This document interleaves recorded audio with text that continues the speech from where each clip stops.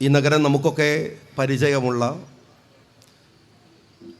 വളരെ വയനാട് ജില്ലയിൽ മാത്രമല്ല മലബാറിലെ ഏറ്റവും ശ്രദ്ധേയമായ ഒരു നഗരവും ഒരു പ്രദേശവുമൊക്കെയാണ് ബത്തേരി നിയോജകമണ്ഡലവും ബത്തേരി നഗരമെന്ന് പറയുന്നത്. വയനാട്ടുകാർക്ക് ഒരു കാലത്ത് നല്ല വിദ്യാഭ്യാസം കിട്ടാൻ അവർക്ക് ആശ്രയിക്കുമായിരുന്ന ഒരു നഗരം, നല്ല ആശുപത്രികൾ കൊണ്ട് സമ്പന്നമായിരുന്ന ഒരു നഗരം, അങ്ങനെ ഒരുപാട് പ്രത്യേകതകൾ ബത്തേരിക്കുണ്ടായിരുന്നു. ഇവിടെയൊക്കെ ഇങ്ങനെ പഠിക്കണ കാലത്ത് നമ്മളൊക്കെ ഇഷ്ടപ്പെട്ടെടുക്കുന്ന, വയനാട്ടിലെ തിരഞ്ഞെടുക്കാവുന്ന ഒരു നഗരപ്രദേശമോ ഒരു വിദ്യാഭ്യാസ സ്ഥാപനമോ ഒക്കെ ഉണ്ടായിരുന്ന ഒരു സ്ഥലമാണ്. ഞാൻ ഇപ്പോഴും ഓർമ്മിക്കുന്നുണ്ട്, ഒരിക്കൽ ഏഷ്യാനെറ്റിലെ ഒരു എക്സ്ക്ലൂസീവ് വാർത്തയുണ്ടായിരുന്നു. കേരളത്തിലെ ഏറ്റവും വില കൂടിയ നഗരപ്രദേശമെന്ന്. കോഴിക്കോടും തിരുവനന്തപുരവും ഒക്കെ ഉള്ളപ്പോൾ ഒരു സെന്റ് ഭൂമിക്ക് ഏറ്റവും കൂടുതൽ വില കൊടുത്തിരുന്ന അല്ലെങ്കിൽ സ്ഥലമാറ്റം നടന്നിരുന്ന പ്രദേശമാണ് സുൽത്താൻ ബത്തേരി എന്ന് പറഞ്ഞ സമയമുണ്ടായിരുന്നു. അത്രമേൽ വ്യാപാരികളുടെയും വ്യവസായികളുടെയും ഒരുപക്ഷെ നേതാക്കന്മാരുടെയും ഒക്കെ ശ്രദ്ധ പിടിച്ചുപറ്റിയിരുന്ന ഒരു നഗരമാണ് ഈ പ്രദേശം. പക്ഷേ വയനാട്ടിലെ ടൂറിസത്തിന്റെ കൂടെ സാധ്യത കൊണ്ട് അതിശക്തമായി വയനാട് കുതിച്ചപ്പോൾ എന്തുകൊണ്ടാണ് ബത്തേരി കിതച്ചു നിന്നുപോയത് എന്ന് ഈ ബത്തേരിയുടെ പ്രയാസങ്ങളെ കുറിച്ച് അറിയുന്നവർക്കും ഈ വേദിയിലുള്ളവർക്കും ഒക്കെ അറിയാം. മുന്നോട്ട് പോകേണ്ടിയിരുന്ന ഒരു പ്രദേശം എങ്ങനെയാണ് പതുക്കെ പതുക്കെ അതിന്റെ വ്യാവസായികമായ മുന്നേറ്റത്തിൽ, അതിന്റെ പുരോഗമനത്തിൽ നിന്ന് പിറകോട്ട് പോകേണ്ടി വന്നത്? ഇവിടെ പറഞ്ഞു, പല കാരണങ്ങൾ ഇവിടെ നിരത്തുകയുണ്ടായി.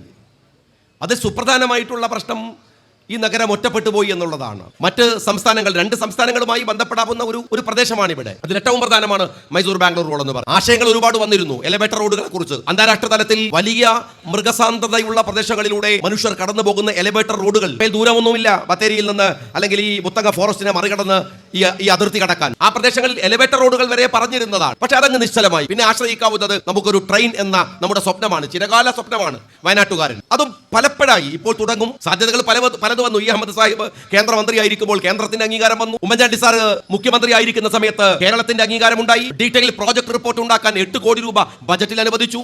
ശ്രീധരനെ പോലെയുള്ള, നമുക്കറിയാം കഴിഞ്ഞ സർക്കാരിന്റെ കാലത്ത് ഏറ്റവും കൊള്ളാവുന്ന ഒരു മന്ത്രി എന്ന് പറയാവുന്ന ജി സുധാകരൻ, വ്യക്തിപരമായ സംസാരങ്ങൾക്കിടയിലൊക്കെ താല്പര്യപൂർവ്വം പലപ്പോഴും IC നിയമസഭയിൽ ഈ പ്രശ്നം ഉന്നയിക്കുമ്പോൾ ഞാൻ നേരിട്ടിരുന്ന് കണ്ടിട്ടുണ്ട്.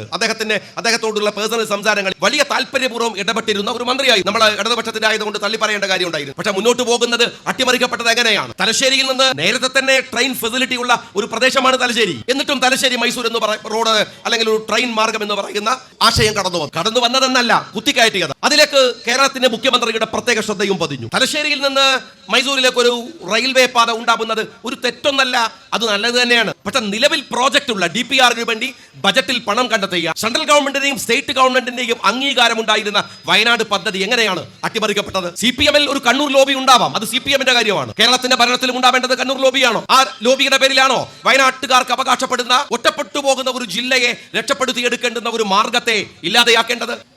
യഥാർത്ഥത്തിൽ ആ ഒരു താല്പര്യമാണ് ഇവിടെ വയനാട്ടിലെ സ്വപ്നങ്ങളെ അട്ടിമറിക്കപ്പെട്ടത്. അത് മാത്രമല്ല, ഞാൻ പലപ്പോഴും പറയാറുണ്ട്, ഒരു വയനാട്ടുകാരൻ എന്ന നിലയ്ക്ക് എനിക്കറിയാം, ആദിവാസി സമൂഹങ്ങൾ ഏറെ തിങ്ങിപ്പാർക്കുന്ന കേരളത്തിലെ തന്നെ ഒരു പ്രദേശമാണ് ഈ വയനാട്. സ്വതവേ വയനാട്ടിലെ ശ്രദ്ധ മറ്റു കാര്യങ്ങളിൽ ഗവൺമെന്റ് നീക്കി വെക്കുന്ന പണമെടുത്തു മാത്രം, ആദിവാസി സമൂഹത്തിന്റെ ഉയർച്ചയ്ക്ക് വേണ്ടി മാത്രം വെക്കുന്ന പണവും അറ്റൻഷനും വെച്ചാൽ വയനാട് ജില്ല പുരോഗതിയുടെ മുമ്പിലേക്ക് കുതിക്കേണ്ടുന്ന ജില്ലയാണ്. പക്ഷെ ആദിവാസി സമൂഹത്തോട്, ആദിവാസി ജനവിഭാഗത്തോട് ഒരിക്കലും നേരു കാണിക്കാത്ത, സത്യസന്ധമായ സമീപനം കാണിക്കാത്ത, അവരുടെ പ്രശ്നങ്ങൾ കേവലം വോട്ടല്ലാതെ, എനിക്കറിയാം, ഞാൻ ഈ വയനാട്ടിൽ നിന്ന്, കണിയാമ്പറ്റയിൽ നിന്ന് ഒരു പഞ്ചായത്ത് മെമ്പറായിട്ട് പൊതുപ്രവർത്തനം തുടങ്ങിയ ഒരാളാണ്. നിങ്ങളെപ്പോലെ എനിക്കും നന്നായിട്ട് അറിയാം, അവിടുത്തെ ആദിവാസി കോളനികൾ, അവിടങ്ങളിലൊക്കെ ഏറ്റവും വലിയ കയ്യേറ്റം നടത്തുന്നത്, വോട്ടുകൾക്ക് വേണ്ടി മാത്രം ആദിവാസി സമൂഹങ്ങളെ ഉപയോഗിക്കുന്നത്, വോട്ട് കഴിഞ്ഞാൽ അവന്റെ പ്രശ്നങ്ങളിലേക്ക് തിരിഞ്ഞു നോക്കാതെ നടന്നു പോകുന്നത് എപ്പോഴും ശീലമാക്കിയത് CPM ആണ്. ഞാൻ പലപ്പോഴും ചോദിക്കുന്ന പോലെ ചോദിക്കുകയാണ് CPM-കാരോട്, നിങ്ങൾ കൈവച്ചു രക്ഷപ്പെടുത്തിയെടുത്ത ഒരു വിഭാഗത്തെ നിങ്ങൾ പറയും. ഈ സ്റ്റേറ്റിലെ, കേരളം ഇന്ത്യയിലെ മികച്ച ഒരു സ്റ്റേറ്റ് ആണെന്ന് നമ്മൾ അവകാശപ്പെടുമ്പോൾ CPM-ന്റെ